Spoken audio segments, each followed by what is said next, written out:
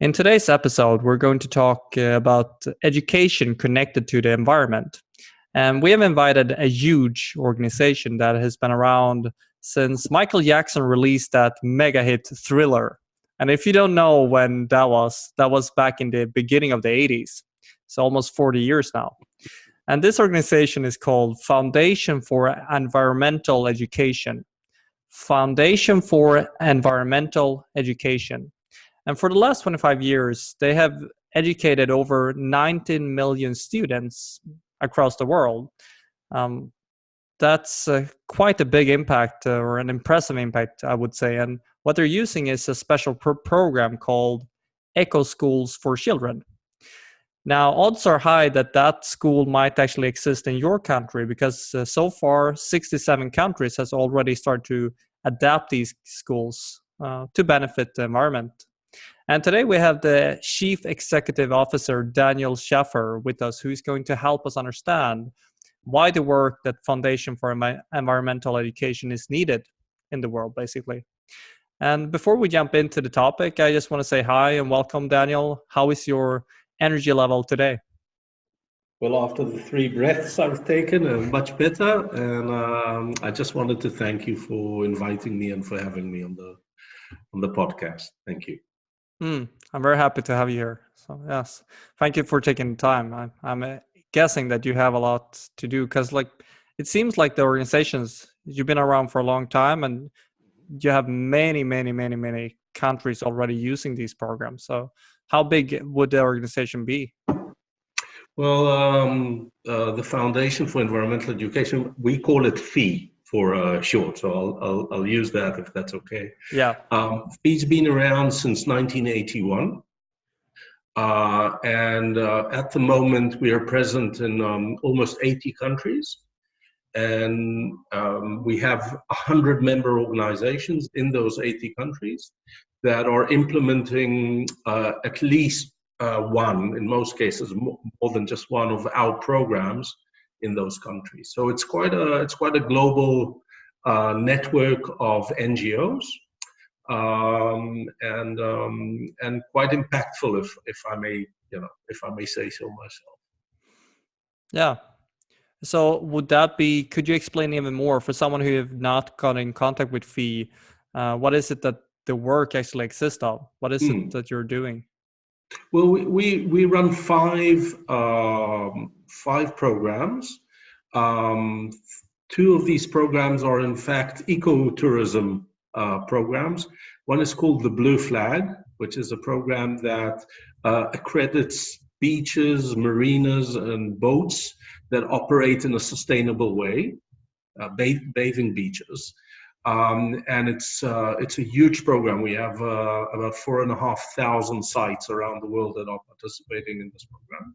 We have another program which is called Green Key, which is an accreditation for the hospitality industry, so hotels, camping sites, conference centers, etc. So how can they run their business in a sustainable way? And then we have 3 school-based programs. One you mentioned is Eco Schools, which is running now in about 69 countries, and we have at present in this program around 60,000 schools. So that's huge numbers. Another program that we run is called Young Reporters for the Environment. So it's an education program where we encourage young people up to the age of 25 to use the media tools in order to investigate and then convey a story to their communities, to their peers, etc. Which is related obviously to the environment or to sustainability. And the last program is called Learning About Forests, which is a program that again runs in schools, but it encourages children to learn about the importance of trees and nature and forests in their lives, and do that learning in the forest. So we say it's learning about forests in forests. So it's creating that strong connection between young people and nature. So these are the 5 programs that we run. And then these programs obviously are sometimes different from country to country. One of the interesting things, if I might add, is that the Eco Schools program has organically grown into eco campuses as well.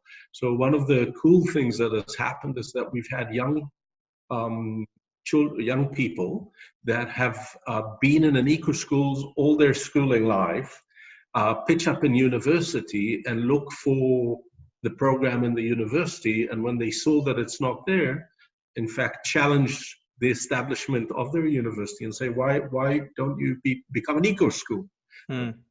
And by doing that, they started this movement to actually grow into universities. So of course, that becomes a bit more complex when you look at sustainability issues in a university. It's a bit more complex than a primary school, but it's pretty much the same methodology. So it's very cool to see how this has impact on young people's lives, so they continue to look to be part of this as they move forward in their lives.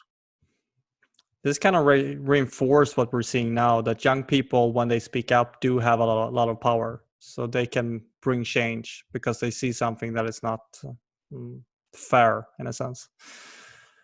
So to see if I can summarize here. So the main what makes the whole fee here is 5 different programs, and those would be connected for different elements.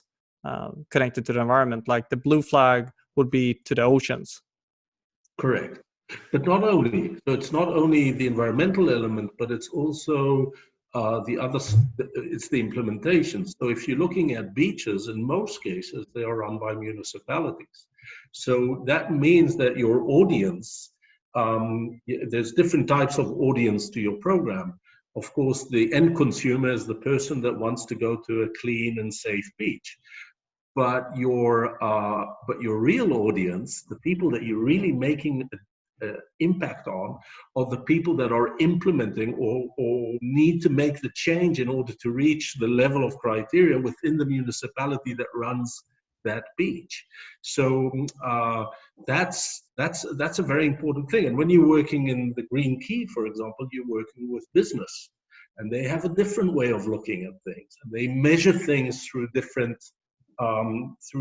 outcomes. So maybe a municipality sometimes measure things through the political benefits that it might get by implementing something, and a business might be looking at the revenue that it gets from it. So, and a school will have a completely different approach to it. So it's not only that you're working on different elements of nature, but you're also working with different types of audience, and you have to adjust your program to be most relevant to them in order to try and get that impact that you're looking for. To summarize, in a sense, where if we would see, like we've been existing for a long time and been touching many people, what would happen to the world? What would the world lose if you did not exist? What would the world lose? Maybe that could be a way to see the effect that you're actually been having.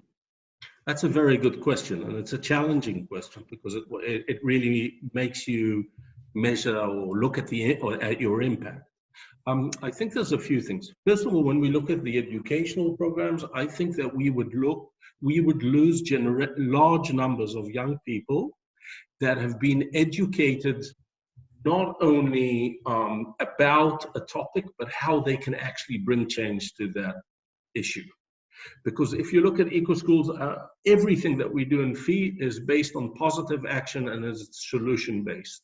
So instead of telling people what they shouldn't be doing, we're trying to provide them with ways that they can actually find the solution to do things in a more sustainable way.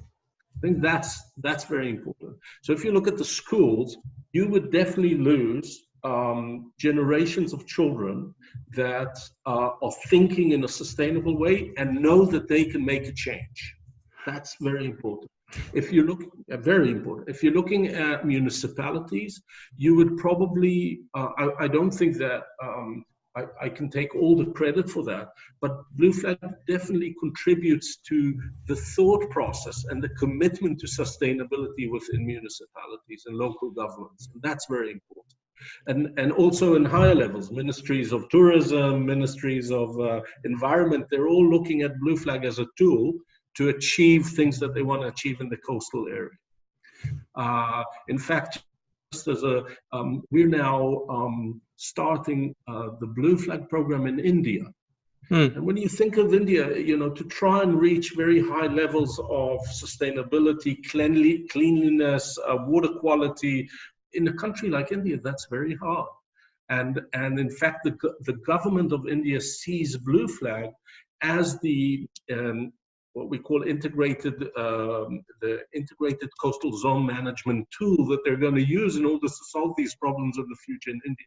So that's what we're bringing to the table. And if it's a hotel, then we're allowing the hotel to use certain criteria in order to make sure that they reduce their environmental footprint. It's not only environmental footprint. We also, in Green Key, we also look at the right of the employees to have to unionize. We look at a lot of other aspects of sustainability. So I think that's very good because you bring that into the thought process of business management and middle management in businesses. That's the kind of things that we need to do if we really want to have the change that we're all aspiring to get, or at least most of us are aspiring to get. I think that by saying to people all the time, you can't do this, don't do this, don't do this, why are you doing that? That's not the way to move things forward. By actually coming to them and saying, you're doing this, it's not good, but you can do this, and here's a way for you how to do it, which will make you maybe even make a profit if you're a business, and at the same time, reduce your negative impact on the environment, and maybe preserve the area that you live in, because that's why tourists come to that part of the world in the first place. It makes sense for them, and they get themselves committed to it. And once you sow the seed of this in their business or in their municipality or in their university, then that seed starts growing and it becomes part of the DNA of that organization. That's what we try and bring to the table. You said, Yasmil, just clarify, municipality. Could you clarify that word if people don't know? What is that word? Well, I guess in Sweden you would call it kommun. Right. So it would be the local government, or either a city government or a regional local government. That would be a municipality. So you will be working hands-on in the communities. That will be where Absolutely. A lot of the work will be done, in a sense. Yes. So if I look at what is the golden thread that goes through every one of our programs, yeah, and what makes us FEE, what makes the foundation who we are, I would say that there's a few key elements that I can see again and again in everything that we're doing. So the first is that education is always a component of what we're doing. And it doesn't matter if it's education for children at a kindergarten, or that you're educating staff in a hotel, or public coming to a beach on a Blue Flag beach. Education is always a key component in everything we do, because we believe that education is part of the process that will bring awareness and behavior change to people. The second thing is that we represent civil society organizations. So everything that we do in the end is disseminated by our member organizations, in most cases NGOs. And I believe that there's logic behind that, because NGOs act as a catalyst and as movers or beginners and movers of processes in many countries. So civil society is very important. NGOs are very important in making these things happen. We are always positive. We're always telling people what they can be doing, not what they can't be doing. We're always solution-based, so that's connected to that. And I think we always bring multiple stakeholder approaches into what we do.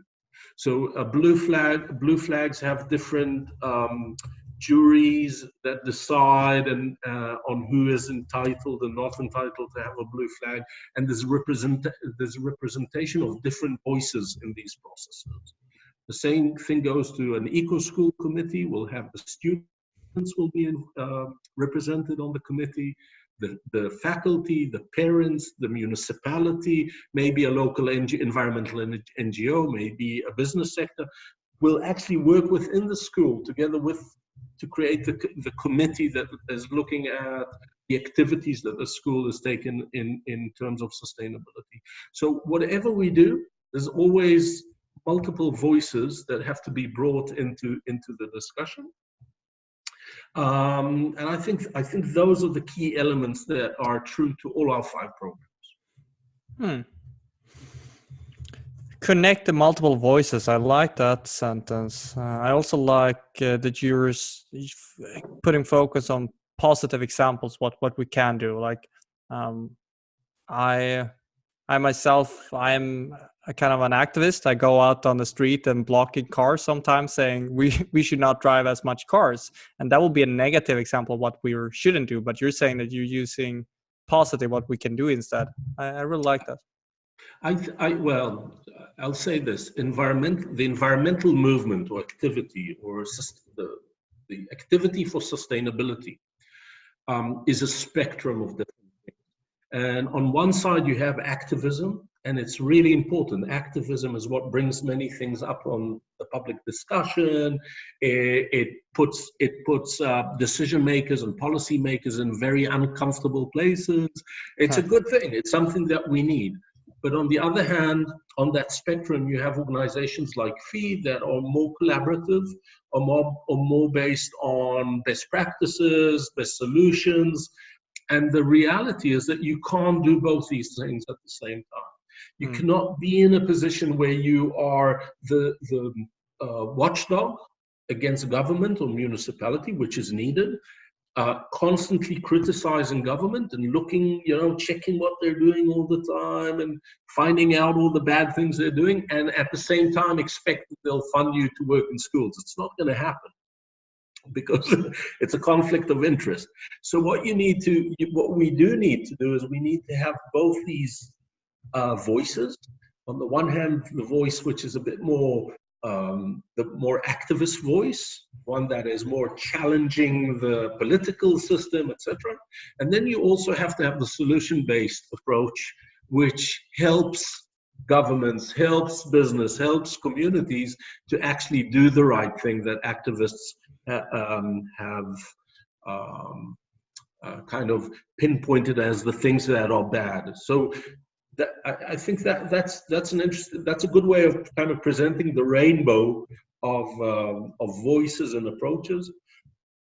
Sorry, what's sometimes sad is that these two things collide, and they don't always understand that they're in fact supporting each other.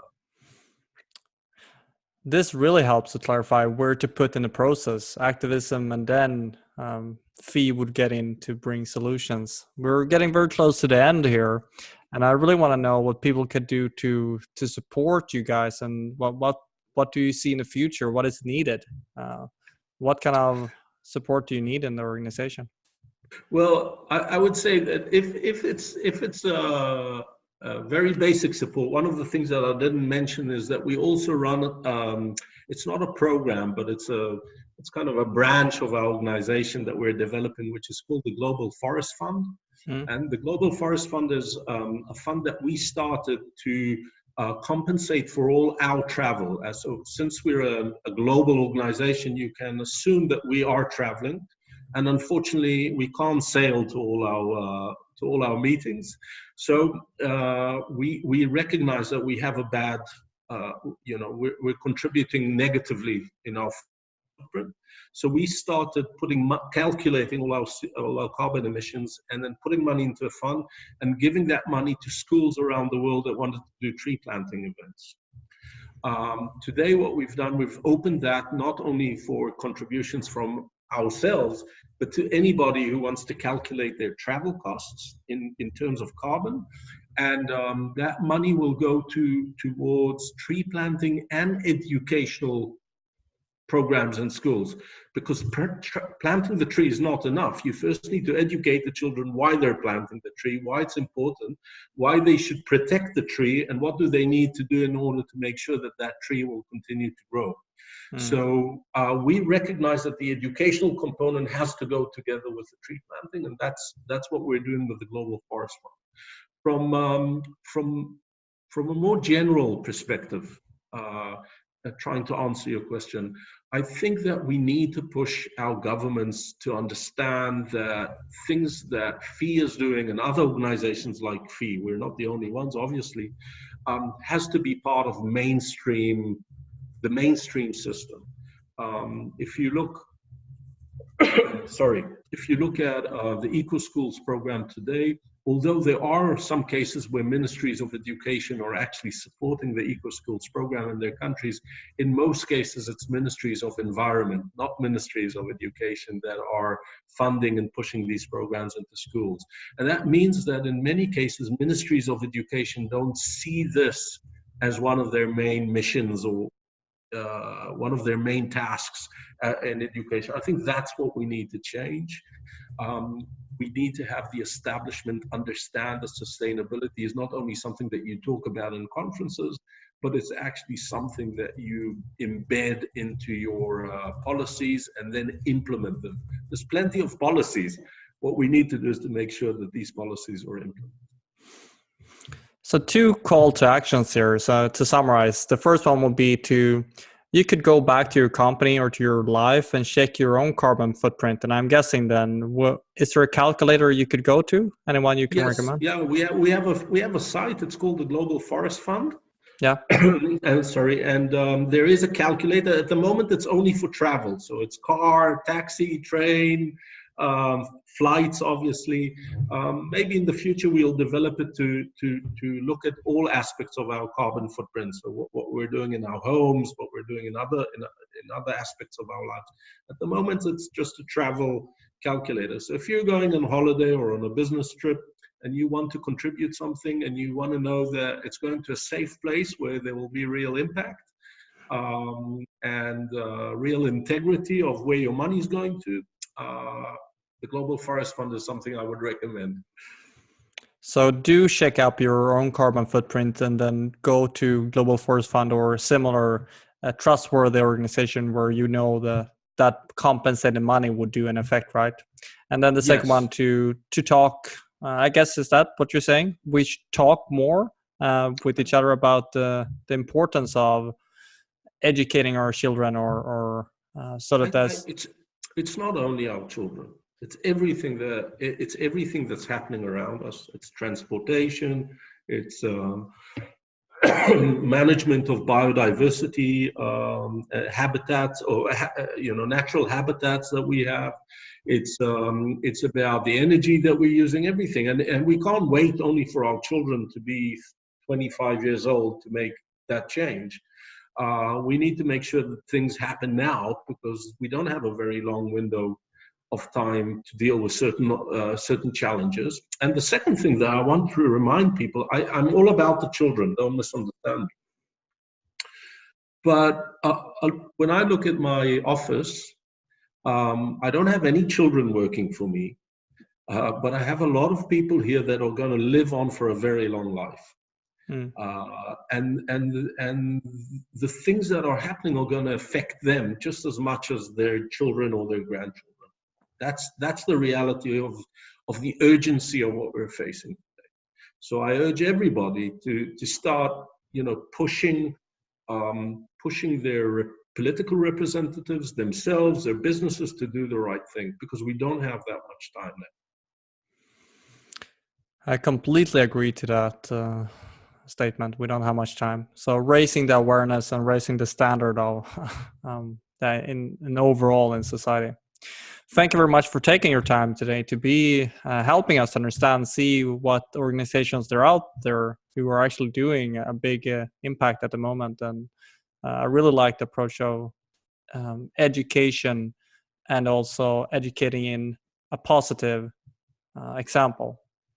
So if you would end this by saying, is there anything you want people to understand that you haven't already said here? That if you could say this for more people to understand this, is there anything? Well, I think first of all, thank you again for having me, and first of all for doing the right thing. And I think that it's great that we have this podcast. I hope there's many more like this one. I think that the most important thing is that we need to look at ourselves as well. We need to think about the actions that we're taking as individuals, as families, and make the right choices. And it's a sacrifice. It's not always easy, but it's what we have to do. And I think that people can do it, and by doing it, people will feel much better as well. I think if you're doing the right thing, in the end, you also feel better about it.